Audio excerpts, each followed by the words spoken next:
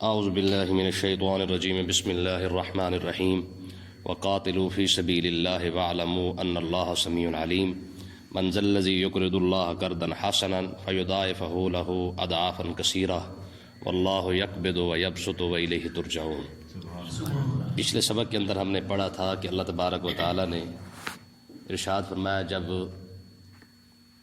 لوگ بنی اسرائیل کے طاعون جب پھیلا تو وہ ایک جنگل میں جا کے 40,000 بیٹھ کے اور 40,000 ہی مارے گئے، تو پھر اللہ تبارک و تعالیٰ نے ان کو زندہ کیا۔ تو اللہ تبارک و تعالیٰ نے ارشاد فرمایا کہ یہ اللہ کا فضل ہے تمہارے اوپر، ولیکن اکثر الناس لا یشکرون، لیکن اکثر لوگ شکر ادا نہیں کرتے ہیں۔ یہ تھوڑی بات ہے کہ 40,000 بندے کو بیک وقت مار کے پھر 40,000 بندے کو دوبارہ زندہ کر دیا ہے، تو رب کے بڑے بڑے احسانات ہیں۔ تو وہ فرمایا کہ یہ اللہ کے احسان ہی ہے کہ وہ جسے چاہے جتنی چاہے زندگی عطا فرما دے۔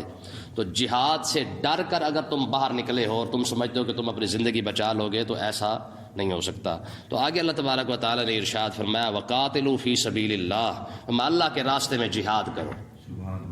موت سے تو تم ویسے نہیں بچ سکتے اور کچھ بھی نہیں کر سکتے، تو کم سے کم مرنا ہے تو پھر ایسے ہی مر جاؤ، کم سے کم ایسا نہ ہو کہ تم بستر پہ تو بندہ مر ہی جاتا ہے نا، ٹھیک ہے جی، ایسے ہی تو بندہ مر ہی جاتا ہے۔ تو فرمایا کہ اگر مرنا ہے تو پھر جہاد کر کے مرو۔ وَاعْلَمُوا أَنَّ اللَّهَ سَمِيعٌ عَلِيمٌ، اور یہ یاد رکھو کہ اللہ تعالیٰ سننے والا ہے اور جاننے والا ہے۔ غازی علم الدین شہید رحمۃ اللہ علیہ جب آپ کی والدہ آپ کو جیل میں ملنے گئی نا تو وہ رو پڑی، تو غازی علم الدین نے یہی بات کی تھی کہ اماں کتنے لوگ ہیں جو بستر پہ مر جاتے ہیں، کتنے لوگ ہیں جو کہیں مر جائے گا، کوئی بخار کے ساتھ مر جائے گا، کوئی مرتے بھی ہے، اور کوئی جو ہے وہ کسی کو سانپ لڑ جائے گا، کسی کو کچھ ہو جاتا ہے، کچھ ہو جاتا ہے۔ تو خوش قسمت نہیں ہے کہ تیرا نبی اپنے نبی کی، تیرا بیٹا جو ہے وہ اپنے نبی کی عزت کا دفاع کرتے ہوئے جو ہے سولی پہ چڑھنے جا رہا ہے۔ موت تو آتی ہے، پھر موت ایسے ہی آ جائے تو بہتر نہیں ہے۔ تو اللہ تبارک و تعالیٰ نے ارشاد فرمایا وقاتلوا فی سبیل اللہ، فرمایا کہ مرنا تو ہے ہی ہے، موت تو آنی ہی آنی ہے۔ 40,000 بندہ بھی تو مر ہی گیا تھا، ہم نے اسے زندگی دی ہے، تو فرمایا کہ اب تمہارے لیے حکم کیا ہے، اسی واقعے سے عبرت حاصل کرو۔ وقاتلوا فی سبیل اللہ، اللہ کے راستے میں تم جہاد کرو۔ وَاعْلَمُوا، اور یہ بات ذہن میں رکھ لو، اللہ سمیع علیم، رب سننے والا بھی ہے جاننے والا بھی ہے۔ یہ سننے والا اور جاننے والا کا مطلب کیا ہے کہ جتنے تم بہانے بنا لو رب اس کو سن رہا ہے، جو تمہاری نیت کے اندر ہے رب اسے بھی جانتا ہے۔ تو بہتر یہ ہے کہ بجائے ہیلے بہانے کرنے کے اللہ کے راستے کے اندر تم جہاد کرنا شروع کرو، وہ تمہارے لیے عزت کی زندگی بھی ہے اور عزت کی موت بھی ہے۔ آگے دیکھیں جی، من ذا الذی یقرض اللہ قرضا حسنا، فرمایا کون ہے جو اللہ کو قرض حسنا دے گا؟ مجھے بتائیں اس لفظوں کے ساتھ اس کی کوئی سوچ سکتا ہے گہرائی کتنی ہے؟ رب کو بھی قرضے کی ضرورت ہے۔ من ذا الذی یقرض اللہ قرضا حسنا، فرمایا ہے کوئی ایسا بندہ جو رب کو قرض حسنا دے؟ اور اسے قرضے کی ضرورت ہے کیوں؟ ساری کائنات کو پالنے والا تو وہی ہے، پھر بھی اسے قرضے کی ضرورت ہے۔ فرمایا ہاں قرضے کی ضرورت صرف اتنی ہے کہ تم میں اپنے پیسہ، حالانکہ دیکھیں نا قرآن مجید کے پہلے الفاظ ہیں وَمِمَّا رَزَقْنَاهُمْ يُنْفِقُونَ، جو ہم نے تمہیں دیا ہے اسی سے خرچ کر۔ آپ ہی دینے کے بعد پھر خود ہی قرضہ مانگنا، یہ صرف کیا ہے؟ صرف محض بندے کی بھلائی کی خاطر ہے، ٹھیک ہے۔ تو اللہ تبارک و تعالیٰ نے ارشاد فرمایا ہے کوئی ایسا شخص جو مجھے قرض حسنہ دے فَيُضَاعِفَهُ لَهُ أَضْعَافًا كَثِيرًا، میں اس کے قرضے کو بہت زیادہ دگنا کر کے واپس کروں گا، بہت زیادہ بڑھا کر اسے واپس کروں گا۔ آپ کبھی غور کریں، باہر جتنے امیر آپ کو پیسے والے ملیں گے سارا صدقہ خیرات کرتے ہیں، ہوتا ہے کہ نہیں ہوتا؟ اور جتنے غریب ہیں سارے کے سارے ٹھونوں کے بیٹھ جائیں گے۔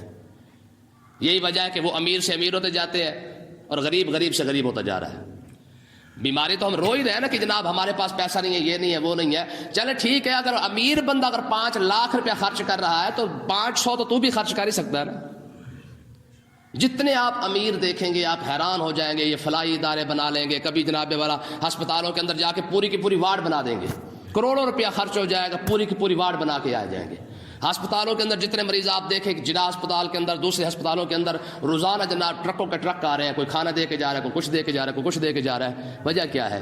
وجہ یہی ہے کہ آقا علیہ الصلوۃ والسلام کی بارگاہ اقدس کے اندر نا یہ غریبوں نے یہ بات کہی تھی، انہوں نے کہا یا رسول اللہ امیر تو صدقہ خیرات کرتے ہیں، وہ آگے بڑھ گئے اور ہم کیا کریں؟ تو آقا علیہ السلام نے ارشاد فرمایا تم سبحان اللہ والحمدللہ یہ تسبیح پڑھا کرو، ٹھیک ہے۔ جب انہوں نے پڑھنا شروع کی تو امیروں کو پتہ چلا، انہوں نے کہا یہ غریب صحابہ جو ہے یہ تو تسبیح پڑھتے ہیں، یہ امیروں نے بھی ساتھ پڑھنا شروع کر دی۔ تو غریب صحابہ کرام نے کہا، عرض کی یا رسول اللہ جو تسبیح آپ نے ہمیں بتائی تھی ہمارے لیے وہ تو امیروں نے بھی پڑھنا شروع کر دی ہے۔ تو آقا علیہ السلام نے ارشاد فرمایا صحابہ پھر یہ رب کا فضل ہی ہے جسے چاہے عطا فرما دے۔ ٹھیک ہے، پھر یہ رب کا فضل ہی ہے، پیسے سے وہ نیکی الگ کما رہے ہیں اور یہ پڑھ کر نیکی الگ کما رہے ہیں۔ دیکھیں نا یہ بات ہے، پیسہ خرچ کرنے کے لیے بندے کے پاس جگرا چاہیے اور کوئی مسئلہ نہیں ہے۔ حضرت عبد الرحمن ابن عوف رضی اللہ تعالیٰ عنہ، آپ کے پاس ایک مرتبہ مال آ گیا اور اتنا مال تھا کہ غالباً کوئی 60-70 اونٹ سے بھی زیادہ مال تھا، اور وہ بھی 60-70 اونٹ وہ بھرے ہوئے تھے سامان سے۔ اما عائشہ صدیقہ نے دیکھا کہ بہت بڑی لائن ہے جناب اونٹوں کی جا رہی ہے، تو آپ نے فرمایا بھی یہ کس کے ہیں؟ تو انہوں نے کہا جی یہ عبد الرحمن ابن عوف کے ہیں۔ تو آپ نے فرمایا اتنا پیسہ اس کے پاس آ گیا ہے، یہ آگے کیسے جائے گا؟ تو حضرت عبد الرحمن ابن عوف رضی اللہ تعالیٰ عنہ کے پاس جب یہ اما عائشہ صدیقہ کی یہ بات پہنچی نا کہ اماں نے یہ بات کی ہے کہ یہ آگے کیسے جائے گا، اتنا تو اس کے پاس پیسہ ہے، تو آپ دوڑ کے آپ نے اجازت مانگی۔ اجازت مانگنے کے بعد کہا اماں میں آپ کو گواہ بناتا ہوں جتنے اونٹ کھڑے سارے کے سارے میں اللہ کی راہ میں خرچ کر رہا ہوں۔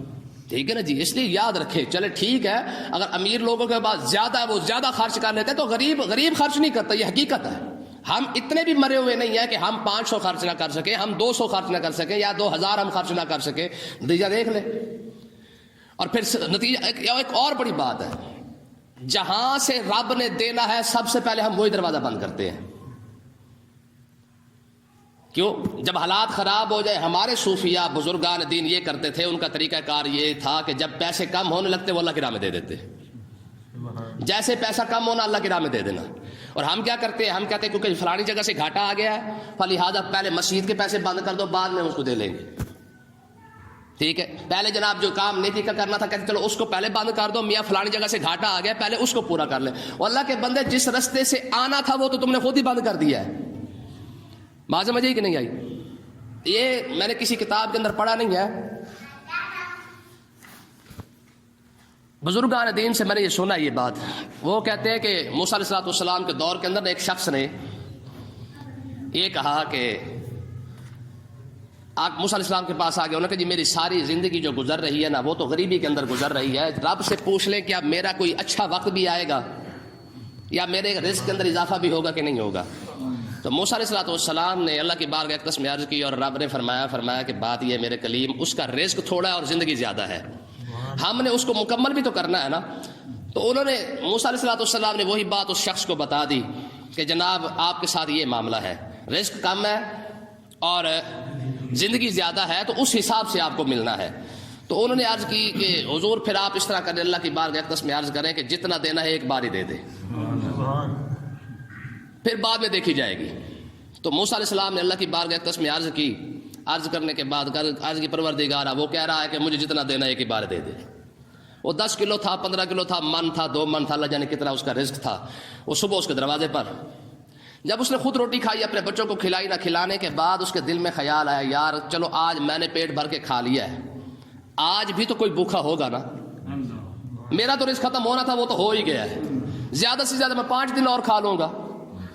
اس نے اپنے گھر والوں کو کہا بھائی جتنا بچہ سارا کا سارا اٹھا کے کسی کو دے دو، ضرورت مند کو دے دو۔ 10 کلو تھا، 12 کلو تھا، جتنا بھی تھا سارا کا سارا لوگ گھر والوں نے اٹھا کر جو ہے وہ اللہ کی راہ میں دے دیا۔ جب دیا نا تو پھر کیا ہوا، اگلی رات جب صبح اٹھا تو اس کے دروازے کے اوپر اگر 10 کلو تھا تو 100 کلو آیا پڑا تھا۔ پھر اس نے کھایا اور پھر جتنا بچا تھا پھر سارا پھر خرچ کر دیا، اگلی رات اس سے زیادہ، اگلی رات اس سے زیادہ۔ موسیٰ علیہ السلام جب وہاں سے گزرے نا کوئی عرصے بعد، آپ نے دیکھا وہاں پہ جو لنگر خانہ کھل چکا اور لوگ کھا رہے ہیں، تو آپ نے فرمایا بھائی یہ کس کا کام ہے؟ انہوں نے کہا جی وہ فلانے بندے کا۔ تو آپ بڑے پریشان ہوئے کہ یار اس کا تو رزق ہی بہت کم تھا، یہ لنگر خانہ کیسے کھل چکا ہے اس کا؟ تو اللہ کی بارگاہ اقدس میں عرض کی پروردگار وہ فلانے بندے کا تو رزق تو نے فرمایا تھا کہ کم ہے، لیکن وہاں تو لنگر خانہ کھل چکا ہے، اس کی وجہ کیا ہے؟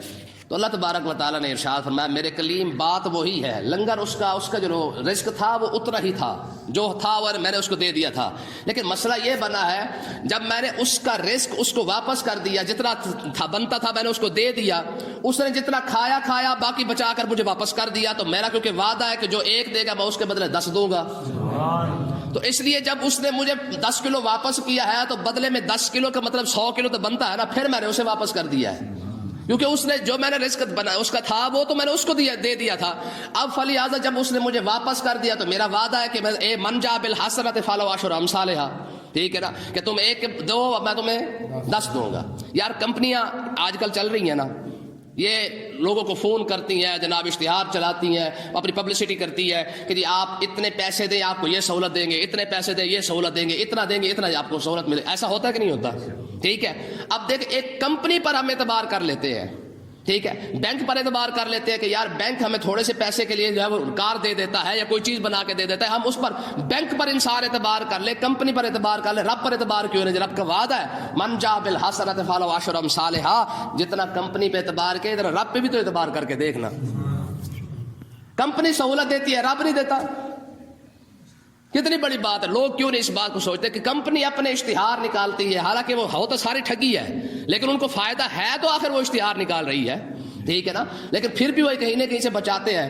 رب کو کیا ضرورت ہے؟ حضرت ابو ہریرہ فرماتے ہیں آقا علیہ السلام نے ارشاد فرمایا کہ دیکھو اللہ کے خزانے کتنے بڑے ہیں، جب سے زمین اور آسمان بنے وہ خرچ کر رہا ہے، پھر بھی اس کے خزانے کے اندر کمی نہیں آتی ہے، ٹھیک ہے نا جی، جب سے زمین اور آسمان بنے آخر خرچ کر ہی رہا ہے نا، ہر کسی کو رزق دے رہا ہے، انسان ہے اس کی جو ہے روزی ہے وکھری ہے، اس کی جو ہے ضروریات الگ ہے، جنات کی ضروریات الگ ہے، دوسری مخلوق ہے ان کی ضروریات الگ ہے، ٹھیک ہے۔ ہمارے سائنسدان کہتے ہیں کہ صرف 14% مخلوق ہے خشکی کے اوپر، جس کا ہمیں پتہ چلا ہے 86% مخلوق کا پتہ ہی کوئی نہیں کہ خشکی کے اندر کون کون سی مخلوق آباد ہے۔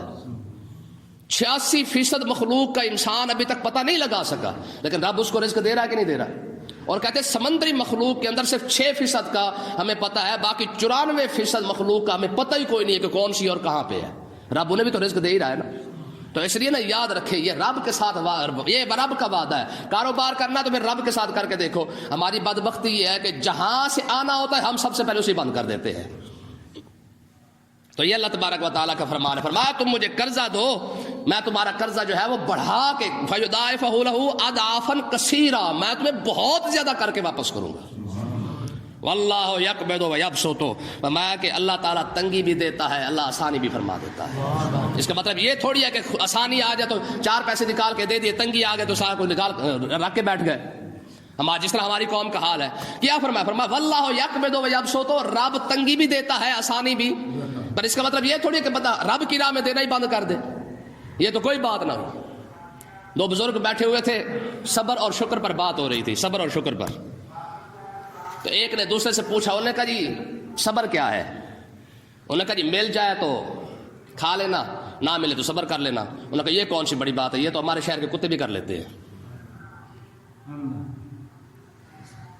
یہ تو ہمارے شہر کے کتے بھی کر لیتے ہیں، کتے کو مل جائے تو کھا لیتا ہے، نہ ملے تو چپ کر کے نکل جاتا ہے۔ انہوں نے کہا حضور پھر کیا کرنا چاہیے؟ ہمارا میاں نہ ملے تو شکر کر، کیوں جی لیول چیک کریں ذرا، بڑے لوگوں کی باتیں بھی تو پھر بڑی ہوتی ہے نا۔ ہمارا نہ ملے تو شکر کر کے رب نے تجھے سانس تو دی ہے نا، کم سے کم نہ ملنے پر تیری سانس تو نہیں رک گئی، وہ تو چل رہی ہے نا، ٹھیک ہے نا۔ اور وہ کہا جی مل جائے، فرمایا مل جائے تو پھر اس کی راہ میں خرچ کر دیا اسی نے نہیں ہے، ٹھیک ہے۔ بڑے لوگوں کا لیول بھی تو بڑا ہوتا ہے نا، ٹھیک ہے۔ تو اللہ تبارک و تعالیٰ نے ارشاد فرمایا بھائی تنگی بھی وہی دیتا ہے، آسانی بھی وہی دیتا ہے، وَإِلَيْهِ تُرْجَعُونَ، تم نے لوٹ کے بھی تو اسی کے پاس آنا ہے کہ نہیں آنا؟ تو جب لوٹ کے اسی کے پاس آنا ہے، دیکھیں نا جی بندہ کسی کے پاس امانت رکھ دیتا ہے تو کیا ہوتا ہے؟ اسے کہتا ہے میاں تھوڑی دیر کے رکھ لے، میں 4 دن کے بعد آؤں گا تجھ سے واپس لے لوں گا، ہوتا ہے کہ نہیں ہوتا؟ پھر بندہ ڈھونڈتا ہے، یار ایماندار بندہ ڈھونڈے کہاں پہ ملے گا، جو ایماندار اس کے پاس جا کے امانت رکھتے ہیں۔ پورے مکہ والے آقا علیہ الصلوۃ والسلام کے سب سے بڑے دشمن تھے، حتیٰ کہ دشمنی کے باوجود پیسے حضور کے پاس ہی جا کے رکھا کرتے تھے، ٹھیک ہے نا، اپنی امانتیں حضور کے پاس ہی جا کے رکھتے، دشمنی بھی پوری اور امانتیں بھی حضور ہی کے پاس۔ وجہ کیا تھی؟ انہیں پتا ہے کہ مل جائیں گے۔ اور پھر دیکھیں ہجرت کے موقع پر آقا علیہ الصلوۃ والسلام نے مولا علی کو کیوں بٹھایا تھا؟ صرف اسی لیے بٹھایا تھا، فرمایا علی امانتیں میرے پاس ہے، کوئی یہ نہ سمجھے کہ محمد عربی صلی اللہ علیہ وسلم خود تشریف لے گئے ہمارے پیسے بھی ساتھ لے گئے، فرمایا خبردار یہ پیسے فلانے کے، فلانے کی فلانی چیز ہے، فلانے کی فلانی چیز ہے، فلانے کی فلانی چیز ہے، یہ واپس دے کے تو بھی آ جانا، یہ دے کر تم بھی آ جانا۔ اچھا مولا علی کیا فرماتے ہیں؟ آپ فرماتے ہیں کسی نے پوچھا حضور کبھی موت سے بے خوف بھی ہوئے ہیں؟ آپ نے فرمایا 1 رات ہوا تھا، کون سی؟ کہا جب آقا علیہ الصلوۃ والسلام نے ارشاد فرمایا علی امانتیں دے کے آ جانا، تو مجھے پتہ چل گیا تھا کہ جب تک مدینے نہیں پہنچتا موت نہیں آئے گی۔ میرے نبی نے جب فرما دیا ہے کہ علی امانتیں دے کے آ جانا، تو اس کا مطلب یہی ہے کہ میں نے مدینے پہنچنا ہی پہنچنا ہے۔ تو میں اس دور تک جب تک میں نے امانتیں واپس کر کے مدینے نہیں پہنچا، مجھے موت کا ڈر نہیں تھا، مجھے پتہ تھا کہ مدینے پہنچوں گا تو موت آئے گی، ورنہ موت نہیں آئے گی۔